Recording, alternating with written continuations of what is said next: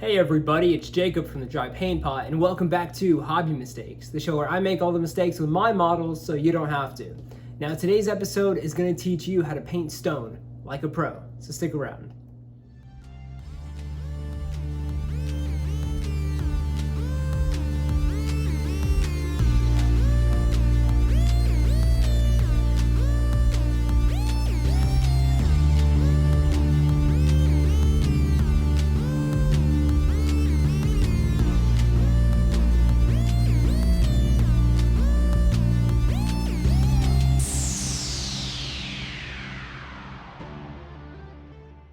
Miniature painting is a hobby that requires you to always keep learning and perfecting your craft. And ask any miniature painter out there, they'll tell you that there's never an end goal with this. You just want to keep getting as good as you can be. You want to become the best painter that you could possibly become. So when I first started painting miniatures, I was all over YouTube and online forums trying to find good tutorials on how to paint common textures. I was playing a lot of D&D at the time, and I was painting a lot of Reaper minis. And the minis that I had like tree bark, stone, exposed bone, cloth, all these textures that I couldn't find good tutorials on.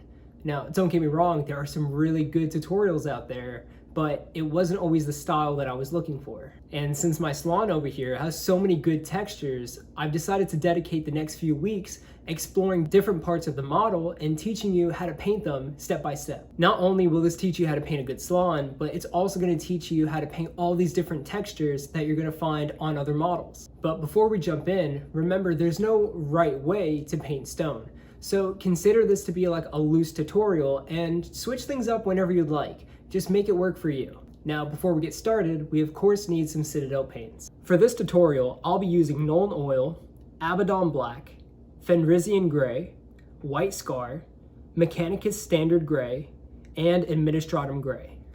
Now let's get painting. The first thing that we have to do is get the model primed. I'm using Army Painter's Uniform Gray, and I'm not gonna lie, it's not my favorite primer. It does the job, but I find that Rust-Oleum's flat black or flat gray primer covers and adheres to the model much better.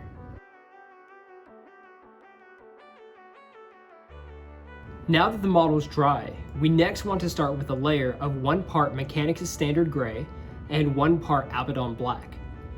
This creates a good base color for the stone and gives us a starting place to work our way up lighter to highlights and darker to shadows.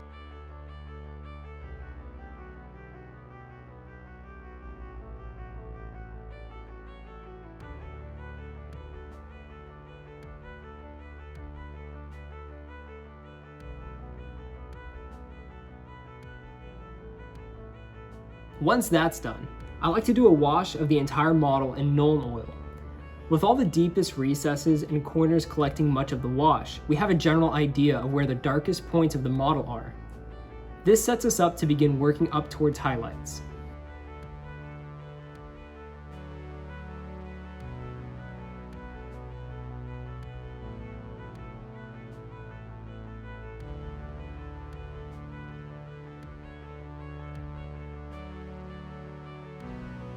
Next, we dry brush with Mechanicus Standard Gray.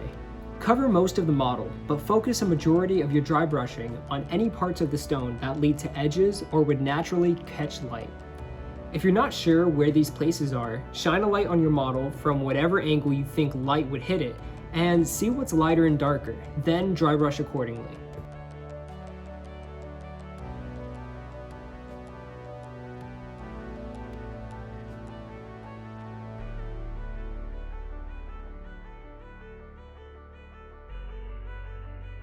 Rather than dry brushing with large brush strokes, we now want to mix some Mechanicus Standard Gray and Administratum Gray, and without loading up too much paint on your brush, stab at the model. Don't forget to bring these lighter colors closer to the edges of the model, as they're what would most likely catch more light. Also, be patient with this process and try not to jump from dark colors straight to highlights. For example, don't go directly from Mechanicus Gray to White Scar. What we want to do is called blending up. And the more gradual our layers, the better our blend will be. Continue to do this, adding more and more Administratum Gray to your mix.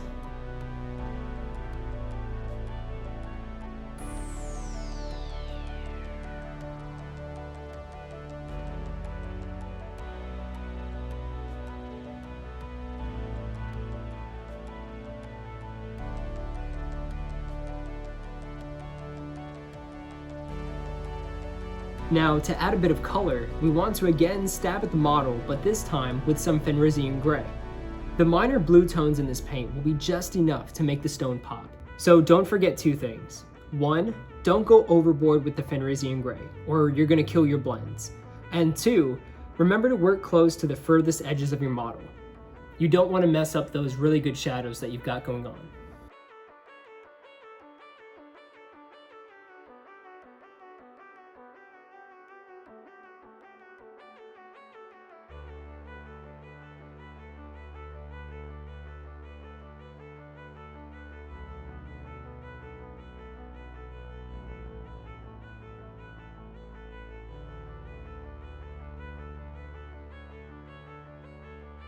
Now, we want to only focus on the sharp edges of the model and dry brushing with only Administratum Gray. Rather than working with pure white, add some white scar to the Administratum Gray and add a few extreme highlights, or places where more light would reflect and catch.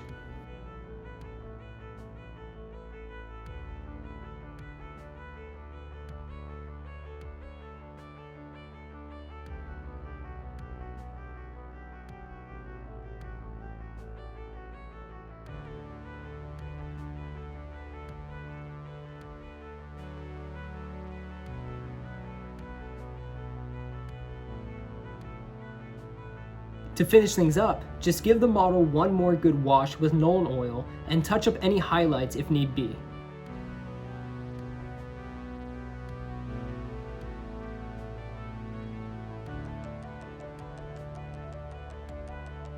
And there you have it, stone that could fool your grandparents.